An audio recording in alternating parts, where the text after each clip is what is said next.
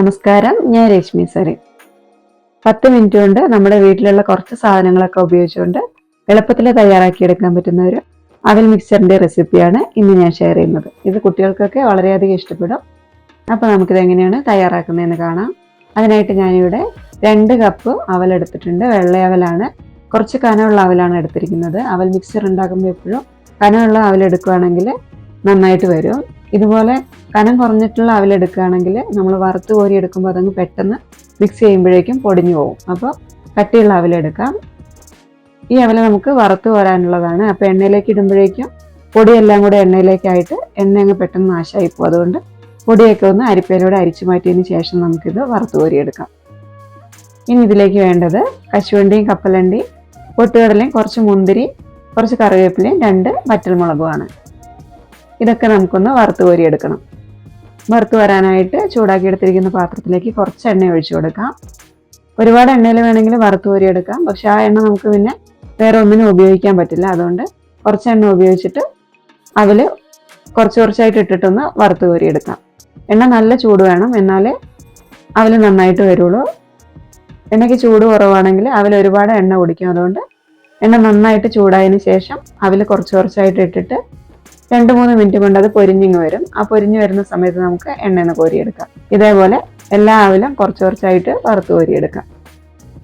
മുഴുവൻ അവലും ഞാൻ ഇതേപോലെ വറുത്ത് കോരിയിട്ടുണ്ട്. വറുത്ത് കോരി വെക്കുന്ന അവലൊരു സ്ട്രെയിനറിലേക്ക് അല്ലെങ്കിൽ ടിഷ്യൂ പേപ്പറിലേക്ക് വെച്ച് കൊടുക്കുക. എന്നാലേ എണ്ണ നന്നായിട്ട് വലിഞ്ഞു കിട്ടുള്ളൂ. ഇനി ബാക്കിയുള്ള എണ്ണയിലേക്ക് ആദ്യം നമുക്ക് പൊട്ടുകടലയൊന്ന് വറുത്ത് കോരാം. പൊട്ടുകടല 1/4 കപ്പ് മാത്രമേ എടുത്തിട്ടുള്ളൂ. ഇനി അത് വറുത്ത് കോരിയതിന് ശേഷം അണ്ടിപ്പരിപ്പ് വറുത്ത് കോരാം. ഇതും 1/4 കപ്പാണ് എടുത്തിരിക്കുന്നത്. കരിഞ്ഞു പോകാതെ ലോ ഫ്ലെയിമിലേക്ക് വെച്ചിട്ടൊന്ന് വറുത്ത് കോരിയെടുക്കാം. ഇനി കപ്പലണ്ടി വറുത്ത് വരാം. കപ്പലണ്ടി 1/2 കപ്പ് എടുത്തിട്ടുണ്ട്. കപ്പലണ്ടി ആയി വരാൻ 3-4 മിനിറ്റ് എടുക്കും. അതിൻ്റെ തൊലിൻ്റെ കളറൊക്കെ ഒന്ന് മാറി ചെറുതായിട്ട് പൊട്ടാനായിട്ട് തുടങ്ങുന്ന സമയത്ത് നമുക്ക് എണ്ണയിൽ നിന്ന് കോരി മാറ്റാം. ഇനി ഉണക്കമുന്തിരിയാണ് വറുത്ത് വരാനുള്ളത്. അതും 1/4 കപ്പാണ് എടുത്തിരിക്കുന്നത്. ഒന്ന് വേർത്ത് വരുന്ന സമയത്ത് നമുക്കിതും എണ്ണയിൽ നിന്ന് കോരി മാറ്റാം. ഇനി 3-4 തണ്ട് കറിവേപ്പിലയും 2 വറ്റൽമുളക് മുറിച്ചതും കൂടെ ഇട്ട് കൊടുത്തിട്ട് അതും കൂടെ ഒന്ന് വറുത്ത് കോരി മാറ്റാം. എല്ലാ സാധനങ്ങളും വറുത്ത് കോരിയിട്ടുണ്ട്. നമ്മൾ ആദ്യം അവൽ വറുക്കാൻ ഉപയോഗിച്ചിരുന്ന എണ്ണ ഉപയോഗിച്ചിട്ട് തന്നെയാണ് മുഴുവൻ സാധനങ്ങളും വറുത്ത് കോരിയിരിക്കുന്നത്. ഇതെല്ലാം ടിഷ്യൂ പേപ്പറിലോ സ്ട്രെയിനറിലോ ഇട്ട് വെക്കണേ, എന്നാൽ മാത്രമേ എണ്ണ മുഴുവനും വലിഞ്ഞു കിട്ടുള്ളൂ. ഇതങ്ങ് മാറ്റി വെക്കാം. ഇനി നമുക്ക് ഇതിലേക്ക് ആവശ്യമായിട്ടുള്ള കുറച്ച് പൊടികളൊന്ന് മിക്സ് ചെയ്തെടുക്കാം. 1/4 ടീസ്പൂൺ മഞ്ഞൾപ്പൊടി, 1 ടീസ്പൂൺ മുളക് പൊടി, 1/4 ടീസ്പൂൺ കായപ്പൊടി, 1/4 ടീസ്പൂൺ ഉപ്പ്, 2 ടീസ്പൂൺ പൊടിച്ച പഞ്ചസാര പൊടിച്ചിട്ടാണ് എടുത്തിരിക്കുന്നത്. ഇനി ഇതെല്ലാം കൂടി ഒന്ന് മിക്സ് ചെയ്തെടുക്കാം.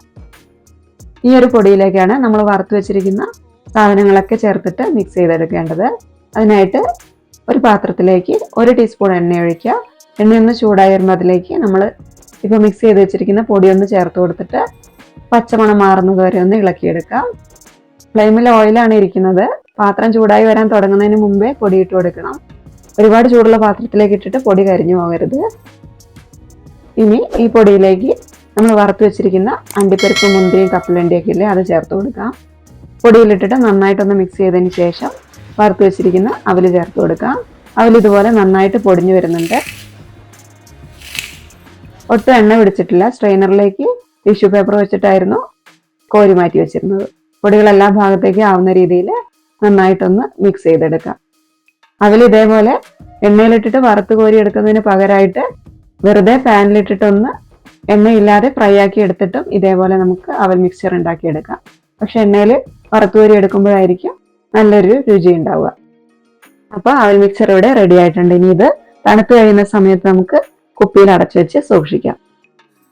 ഇത് പാകത്തിന് എരിവോ ഉപ്പോ മധുരമൊക്കെ ഉള്ള ഒരു അവൽ മിക്സ്ചറാണ്. ഉണ്ടാക്കി നോക്കിയിട്ട് ഉപ്പോ മധുരം എന്തെങ്കിലും വേണമെങ്കിൽ നമ്മുടെ ഇഷ്ടത്തിനനുസരിച്ച് മാറ്റങ്ങൾ വരുത്തണേ. അപ്പോൾ അവൽ മിക്സ്ചറിൻ്റെ ഈ വീഡിയോ നിങ്ങൾക്ക് ഇഷ്ടമാവുകയാണെങ്കിൽ ചാനലൊന്ന് സബ്സ്ക്രൈബ് ചെയ്യണേ. കൂടാതെ വീഡിയോ ഒന്ന് ലൈക്ക് ഷെയറും കൂടെ ചെയ്യണം.